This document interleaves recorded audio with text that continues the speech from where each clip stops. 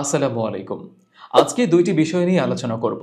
প্রথম, কখন interior design প্রয়োজন, আর দ্বিতীয়ত, কেন ইন্টেরিয়র ডিজাইন প্রয়োজন। একটি বিল্ডিংয়ের ছাদ ঢালাইয়ের পরপর ইন্টেরিয়র ডিজাইন প্রয়োজন, কিন্তু কেন?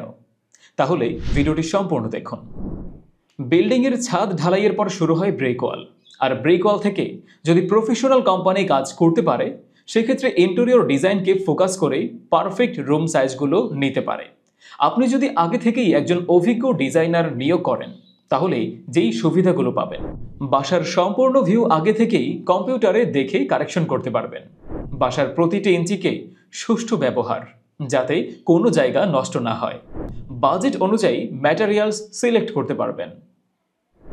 সঠিক ইলেকট্রিক ক্লাব এবং হোম অ্যাপ্লায়েন্সগুলো পজিশন মতো সেট করতে পারবেন।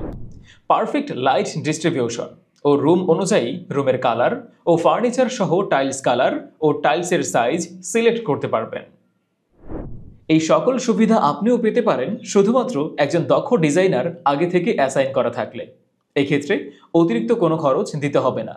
আমরা ঢাকা এবং ঢাকার বাইরে ইন্টেরিয়র ডিজাইনের পরামর্শ ও সার্ভিসগুলো দিয়ে থাকি। বিস্তারিত জানতে কল করুন 01713-840-155। আমাদের ঠিকানা 65 ময়মনসিংহ ল্যান্ড, রাসুল view, level 7, Bangla motor, Dhaka. আপনার সুবিধার্থে ইউনিক ইন্টেরিয়র অ্যান্ড ডিজাইনের সাথেই থাকুন। লাইক এবং সাবস্ক্রাইব করুন।